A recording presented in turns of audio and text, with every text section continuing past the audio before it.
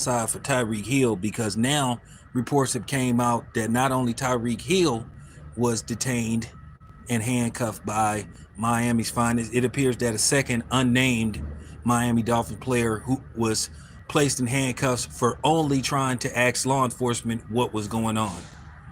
Just basically trying to talk to. Listen, I don't want to hear this stuff about, well, they fear for their safety and all this kind of stuff. Listen, it's more them than it is the people. In all likelihood, they have more weapons on them, even though Florida's, well, it's kind of an open carry state.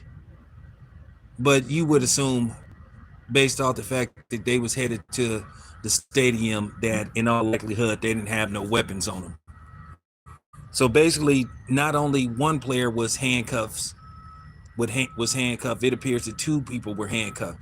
Now, according to basically the person in charge, I guess of internal affairs, they're running an investigation, and one of the officers in question has been placed on administrative leave, aka suspended with pay. If you ask me, he should be fired, because it appears to me this was just some dude on a power trip and who just saw a brother driving a fancy car and he was irritated by it.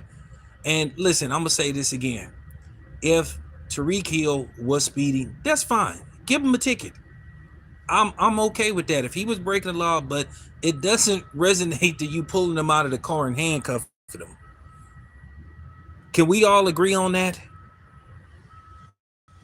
Can we all agree that the officers in question overreacted? It's a routine traffic stop. So that means every time somebody is speeding, you pull them out the car and place them in handcuffs? Listen, I know how this works. And I'm glad a lot of cops are coming forward and saying, hey, this is not what we do.